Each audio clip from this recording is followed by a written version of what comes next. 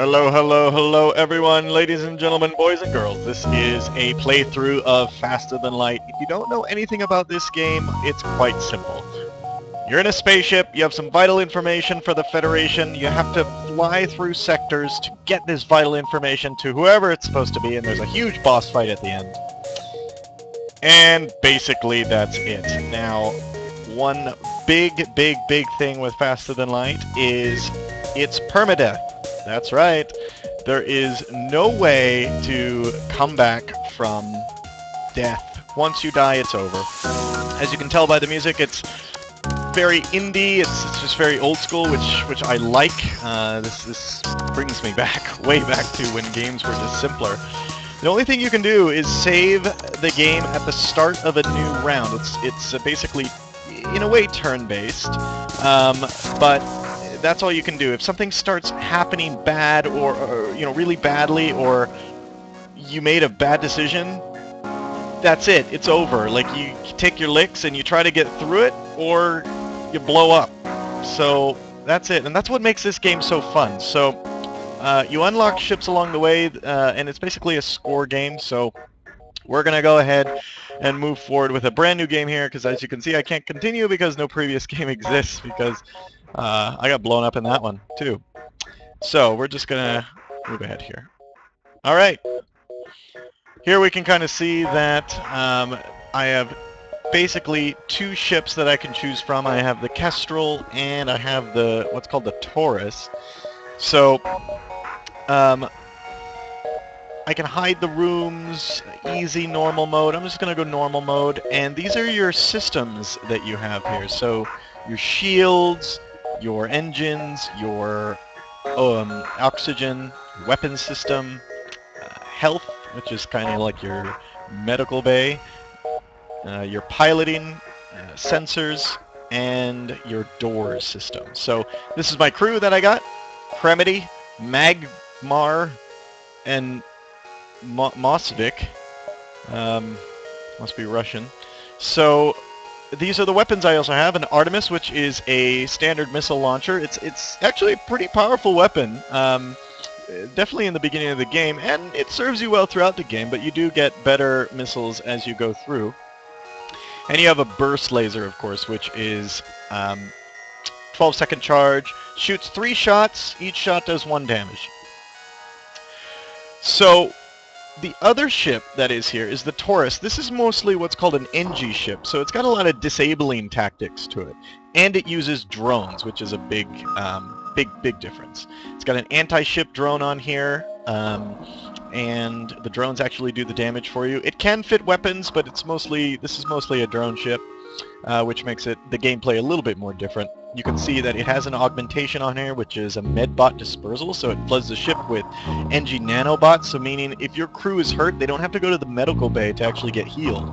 They're getting healed wherever they are on the ship, which actually, when fires start happening or anything else like that starts happening, that's very, very helpful. But I like a ship with a little bit more punch, so I'm just going to go with the Kestrel here, and we're going to start off. So the data you carry is vital to the Federation. You need supplies to make the journey, so make sure you explore each sector. Blah, blah, blah. So I'm going to continue here. Now, you can pause the game by just hitting your middle mouse button and unpause it. So when a crisis is happening, you can just quickly pause, unpause, and there you go. And you can issue orders while you're paused to make sure that all those orders execute after you unpause.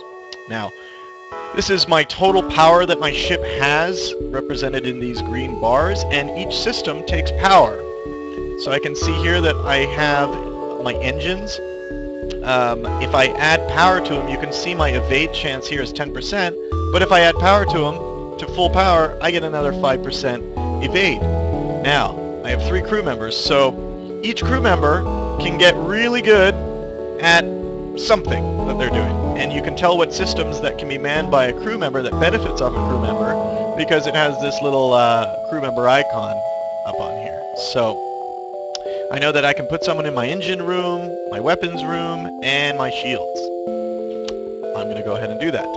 And I already have a pilot.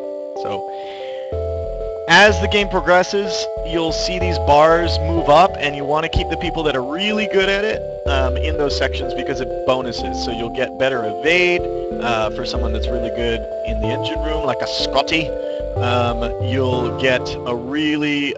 your weapons will charge faster if you have someone that's really good in weapons, like Worf. Oh man, I just showed my geekiness there. You know what? Not Worf. How about... oh, who's another cooler weapons officer?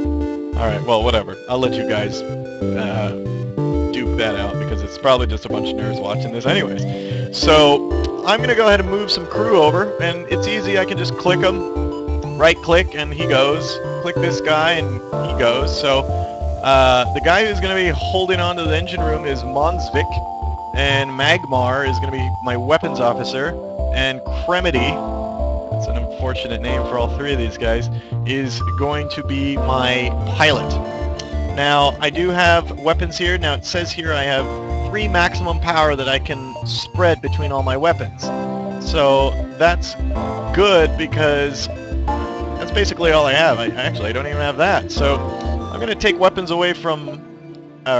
power away from engines, move it into my Artemis system. As you can see, they charge up slowly. The weapons recharge through each jump through a system. So I have, this is my hull strength. Once that's gone, I blow up.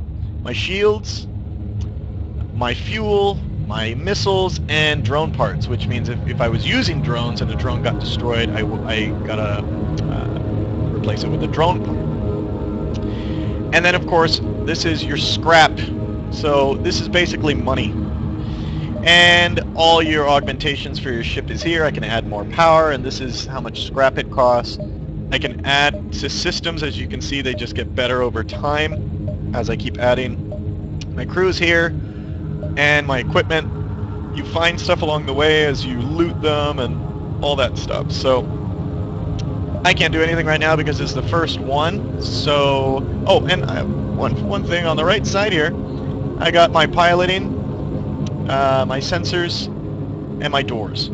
So I can open all the doors on the ship by just one click and close them all in one click. It's kind of handy when you're being boarded, but you can actually also open doors that lead out to space and kind of guide that through your ship by opening and closing doors to put out fires. Now your crew can put out fires, but obviously if they die in a fire, they're gone. And sometimes if a fire starts close to an outside airlock, I like to just get all the oxygen out. Also, if you get boarded and you have upgraded doors that they can't get through a door and they're near an airlock, you can take all the oxygen out of that room and kill them that way instead of putting your crew at risk, which I find just a lot more fun. Alright, so shall we take our first jump? We're going to jump.